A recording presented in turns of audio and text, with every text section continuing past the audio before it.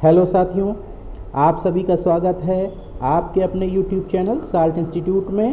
तो आज की जो वीडियो है हम आपके लिए लेकर आए हैं जो 11 अगस्त 2021 को ट्रिपल सी के क्वेश्चन पूछे जा रहे हैं। उसमें से कंप्यूटर नेटवर्किंग के जो क्वेश्चन आए हैं उनको हम यहाँ पर अलग से छांट कर आपके लिए लेकर आ रहे हैं। तो आप बहुत ध्यान से देखिएगा और अगर वीडियो पसंद आए तो वीडियो को लाइक ज़रूर कर दीजिए, और अभी तक चैनल को सब्सक्राइब नहीं किया है तो चैनल को ज़रूर सब्सक्राइब कर दीजिए, क्योंकि हम यहाँ पर हर प्रतियोगी परीक्षा के संबंध में वीडियो बनाते हैं और अलग अलग सब्जेक्ट के संबंध में वीडियो बना रहे हैं। तो चैनल को सब्सक्राइब ज़रूर कर दीजिए और बेल आइकन के ऑल पर ज़रूर क्लिक कर दीजिए, ताकि नई नई जो वीडियो हम अपलोड करते हैं वो आपको समय पर उपलब्ध हो जाए। तो चलिए कंप्यूटर नेटवर्किंग के क्वेश्चन हम देख लेते हैं कि आज हम जो कंप्यूटर नेटवर्किंग क्वेश्चन लेकर आए हैं वो क्या हैं।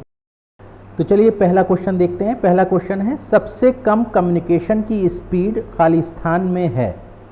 तो इसका सही जवाब है ट्विस्टेड पेयर केबल, यानी माइक्रोवेव, फाइबर ऑप्टिक केबल और कोएक्सियल केबल में सबसे कम जो स्पीड है वो स्पीड है ट्विस्टेड पेयर केबल में। तो इसको हम मार्क कर लेते हैं। अगला क्वेश्चन देखते हैं दूसरा, निम्नलिखित डिवाइस को दो सिस्टम को कनेक्ट करने के लिए प्रयोग किया जाता है, खासकर जब अगर दोनों सिस्टम अलग प्रोटोकॉल का उपयोग कर रहे हों।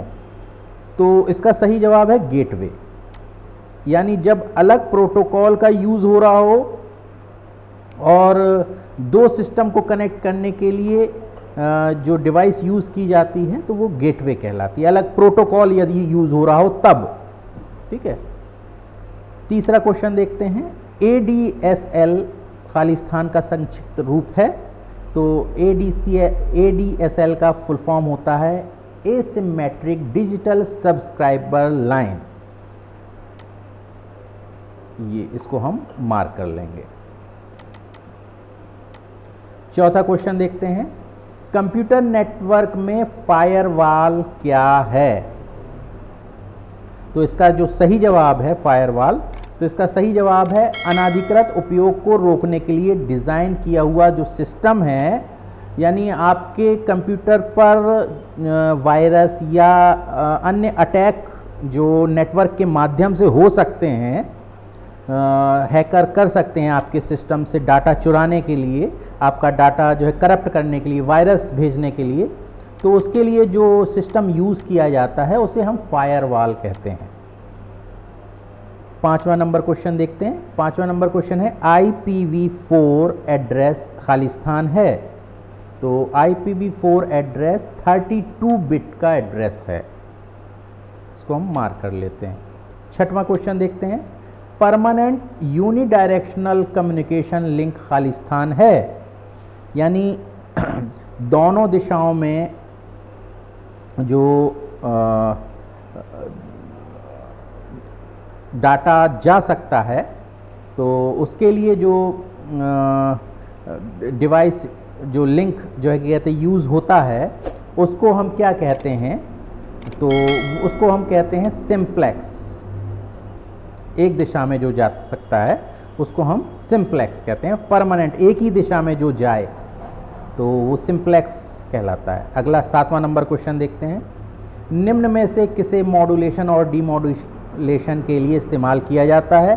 तो देखिए मॉडेम का ही फुल फॉर्म होता है मॉड्यूलेटर और डीमॉड्यूलेटर। तो ये मॉड्यूलेशन और डीमॉड्यूलेशन के लिए यूज़ किया जाता है, डाटा को एनालॉग और डिजिटल माध्यम में परिवर्तित करने के लिए, तो मॉडेम का यूज़ किया जाता है।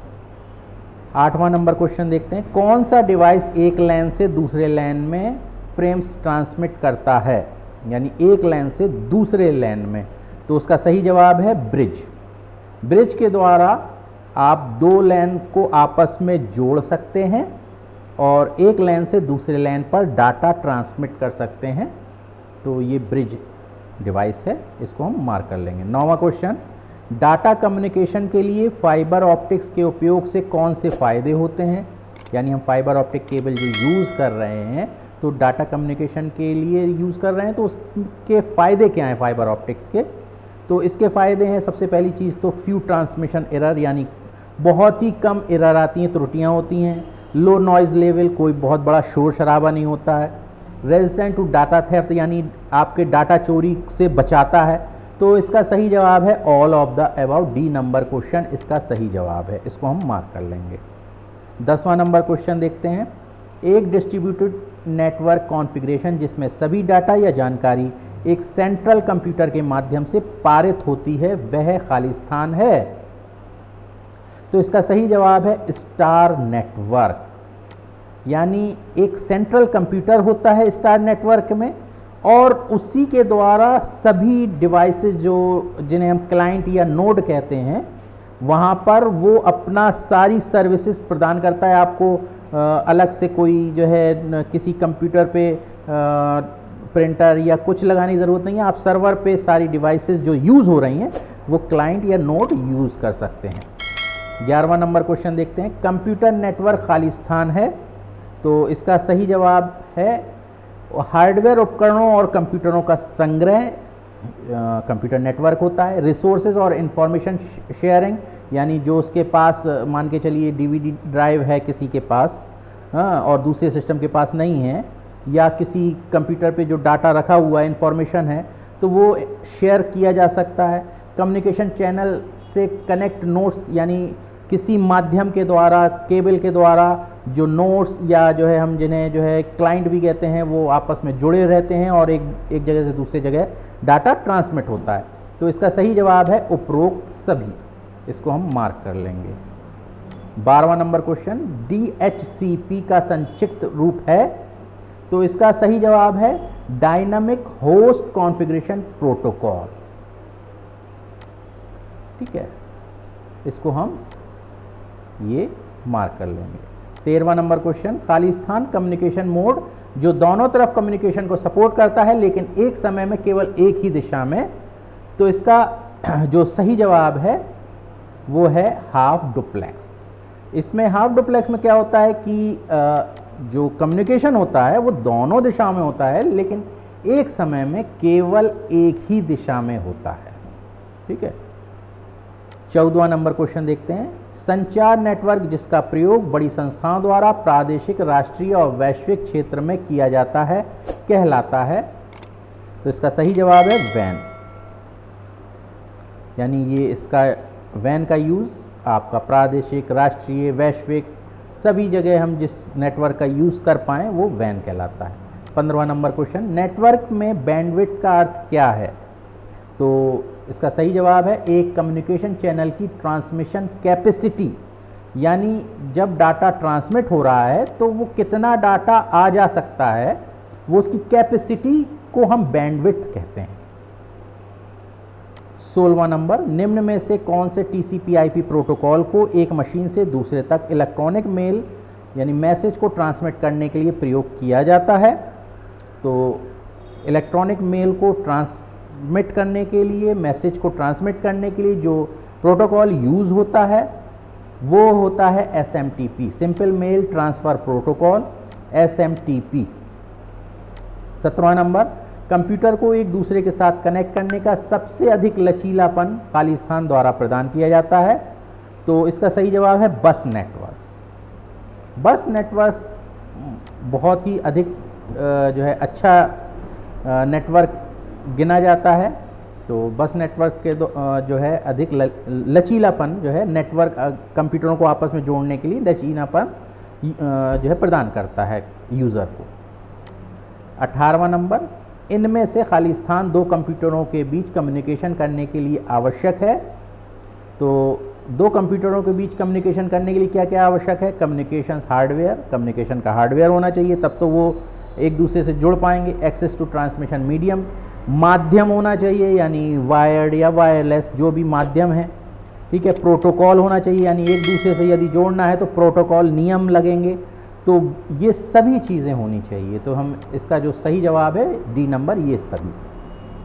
19वां नंबर देखते हैं। DNS खाली स्थान का संक्षिप्त रूप है। तो DNS का संक्षिप्त रूप है डोमेन नेम सिस्टम। इसको हम मार्क कर लेंगे DNS। ये शॉर्टकट में भी पूछा जाता है तो आप जो है इसको अच्छी तरह याद कर लें, बहुत जगह आता है। कौन से नेटवर्क में कंप्यूटर से घिरा हुआ एक सेंट्रल सर्वर होता है? तो जो इसका सही जवाब है वो है स्टार नेटवर्क। स्टार नेटवर्क में सेंट्रल सर्वर होता है और जो है उसी पे सारे जो है और डिवाइसेस यानी प्रिंटर, डीवीडी या साउंड सिस्टम या और भी अदर स्कैनर, ये सारे डिवाइसेस हम सेंट्रल सर्वर पर कनेक्ट करा देंगे और बाकी जो क्लाइंट या नोड होते हैं वो उसका उपयोग कर पाएंगे। 21वां number question, long haul network कहा जाता है? तो इसका सही जवाब है वैन को लॉन्ग होल नेटवर्क भी कहा जाता है। 22वां नंबर, अर्पानेट है। तो अर्पानेट क्या है? विश्व का पहला वैन है।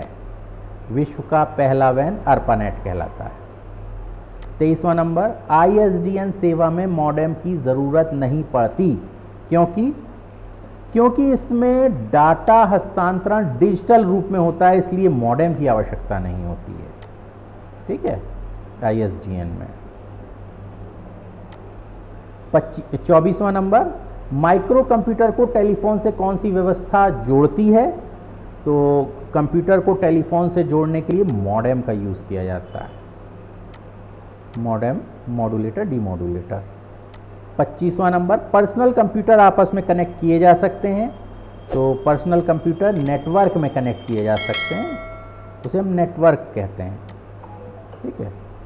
26वां नंबर, सिम का पूरा रूप है, जो आप सिम यूज़ कर रहे हैं मोबाइल में, उसका पूरा रूप क्या है, फुल फॉर्म क्या है? तो सिम का फुल फॉर्म होता है सब्सक्राइबर्स आइडेंटिटी मॉड्यूल।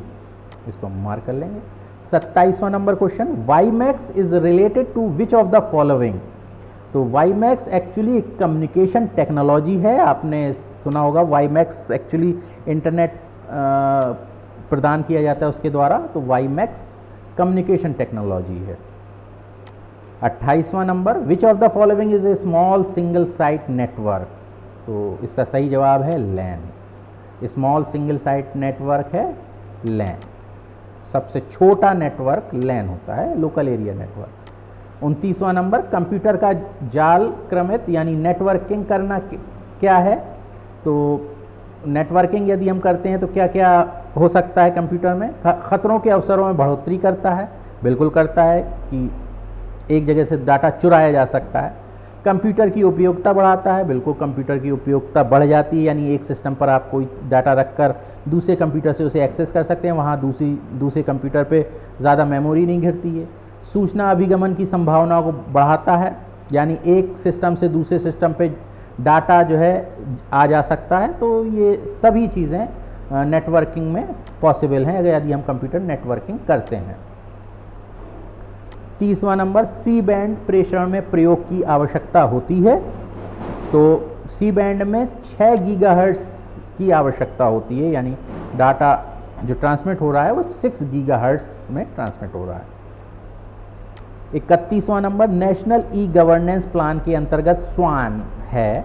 आप जो है यदि अपनी तहसीलों में गए होंगे तो वहाँ आपने जो है या जो है आप कलेक्ट्रेट वगैरह में गए होंगे, वहाँ आपको स्वैन मिला होगा। तो एक्चुअली स्वैन जो होता है वो स्टेट वाइड एरिया नेटवर्क होता है, तो इसको हम मार्क कर लेंगे। 32वां नंबर, 2G स्पेक्ट्रम में अक्षर G किस शब्द के लिए प्रयुक्त होता है?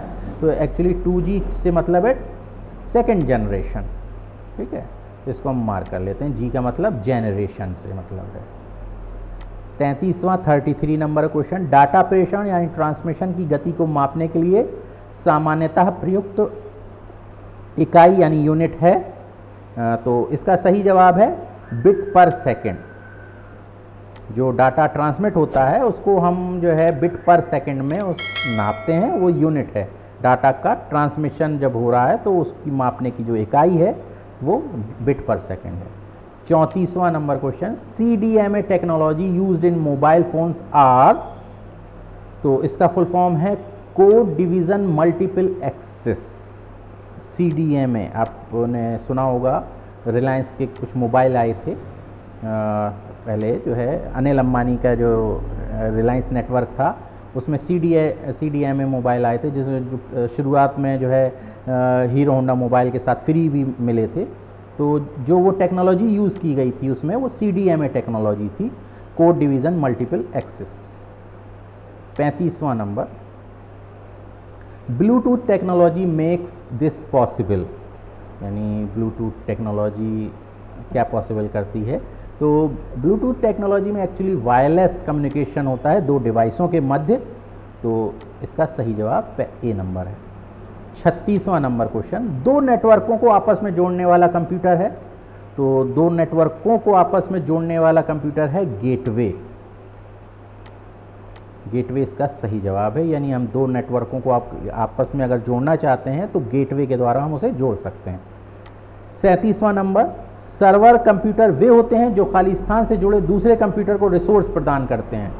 तो इसका सही जवाब है नेटवर्क्स, यानी सर्वर जो होते हैं वो नेटवर्क से जुड़े दूसरे कंप्यूटर को रिसोर्स प्रदान करते हैं। रिसोर्स से अभी आपको पहले भी बताया, जैसे प्रिंटर है, स्कैनर है, आपका DVD है, प्लेयर है, DVD राइटर है, साउंड सिस्टम है, ये सभी चीज़ें जो है यदि आप सर्वर से जुड़े हैं तो आप नेटवर्क में दूसरे जो कंप्यूटर जिन्हें हम क्लाइंट या नोड कहते हैं वो उनका उपयोग कर सकते हैं, रिसोर्स जो होते हैं।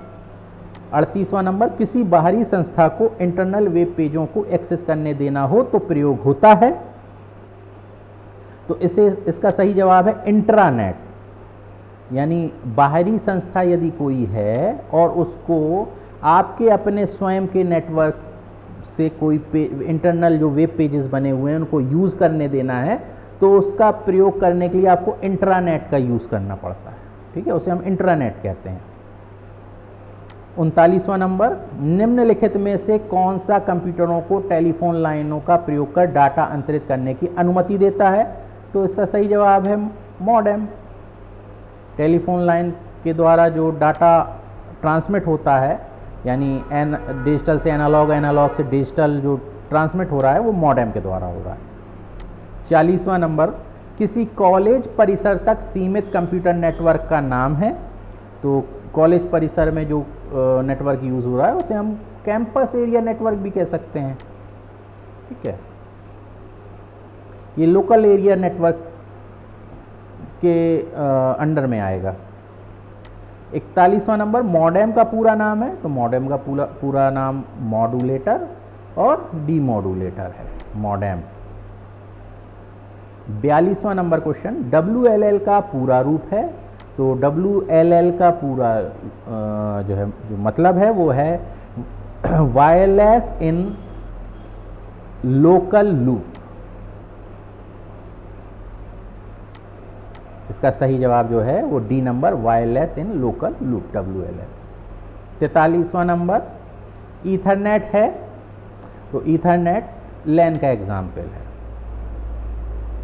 लैन जो है को हम ईथरनेट के रूप में भी जानते हैं। 44वां नंबर, माइक्रोसॉफ्ट कंपनी के संस्थापक कौन है। तो देखिए, आप लोग अभी तक ये पढ़ते आए हैं कि बिल गेट्स इसके संस्थापक हैं। तो बिल गेट्स एक संस्थापक हैं, इसके साथ साथ पॉल एलन भी इसके संस्थापक हैं। तो इसका सही जवाब है ए और बी दोनों सह संस्थापक हैं। बिल गेट्स अकेले संस्थापक नहीं है, सह संस्थापक हैं। तो जो है पॉल एलन दूसरे सह संस्थापक हैं। तो इसका सही जवाब है ए और बी दोनों। 45वां 45 नंबर का क्वेश्चन, भारत में सिलिकॉन वैली कहाँ स्थित है। तो भारत में सिलिकॉन वैली बेंगलुरु में स्थित है। 46वां नंबर क्वेश्चन, विश्व का सबसे बड़ा नेटवर्क कौन सा है। तो विश्व का सबसे बड़ा नेटवर्क इंटरनेट है। इंटरनेट को हम विश्व का सबसे बड़ा नेटवर्क मानेंगे, क्योंकि इसमें कोई देश, कोई राज्य, कोई जो है सीमा कोई मायने नहीं रखती है। आप कहीं भी बैठ के किसी भी देश का वेबसाइट एक्सेस कर सकते हैं। 47वां नंबर क्वेश्चन, कंप्यूटर के कार्य करने की गति को निम्न में से किस में मापा जाता है। तो कंप्यूटर की कार्य करने की गति को मेगाहर्ट्ज़ में मापा जाता है। मेगाहर्ट्ज़, गीगाहर्ट्ज़, इसमें मापा जाता है, हर्ट्ज़ में मापा जाता है। 48वां नंबर क्वेश्चन, DVD किसका उदाहरण है। तो DVD जो है ऑप्टिकल डिवाइस है। ठीक है, ये इसका सही जवाब है। 49वां नंबर क्वेश्चन, किसी भी वेबसाइट के मेन पेज को क्या कहते हैं? तो वेबसाइट के मेन पेज को होम पेज कहते हैं। यानी कि हम किसी भी वेबसाइट को जब खोलते हैं तो सबसे पहला पेज खुलकर आता है उसे हम होम पेज कहते हैं। 50वां नंबर क्वेश्चन, सी, बेसिक, कोबोल और जावा खालिस्तान भाषाओं के उदाहरण हैं। तो ये सभी जो भाषाएं हैं, लैंग्वेजेस हैं, ये हाई लेवल लैंग्वेज हैं। तो ये जो एग्जाम्पल हैं हाई लेवल लैंग्वेज के उदाहरण हैं। यानी सी एक हाई लेवल लैंग्वेज है, बेसिक एक हाई लेवल लैंग्वेज है, कोबोल एक हाई लेवल लैंग्वेज है, जावा एक हाई लेवल लैंग्वेज है। तो ये सभी हाई लेवल लैंग्वेज के एग्जाम्पल हैं। तो साथियों, ये थे 50 बहुत ही इम्पोर्टेंट क्वेश्चंस जो कंपटीशन के प्रतियोगी परीक्षाएं हैं, आपके police, SSC, TT, railway, banking, उन सभी में पूछे जा रहे हैं। ये क्वेश्चंस पिछले एग्ज़ाम्स में आए हैं, तो उन्हीं को लेकर संग्रह करके ये आपके लिए इस YouTube चैनल के माध्यम से हमारे द्वारा आपको बताया जा रहा है। आप पूरा जो है वीडियो देखिएगा।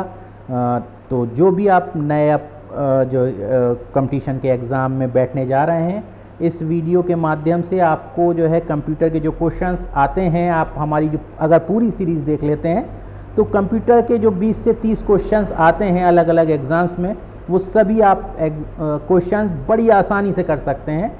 तो यदि वीडियो पसंद आया हो तो वीडियो को लाइक कर दीजिए, और चैनल को सब्सक्राइब ना किया हो तो चैनल को ज़रूर सब्सक्राइब कर दीजिए, ताकि जो भी नया वीडियो है उसकी जानकारी आपको मिलती रहे समय पर।